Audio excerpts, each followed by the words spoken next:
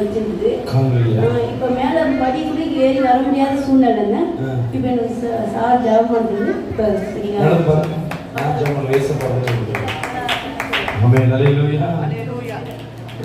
முதுகு வலி கத்து காட்டுறாரு.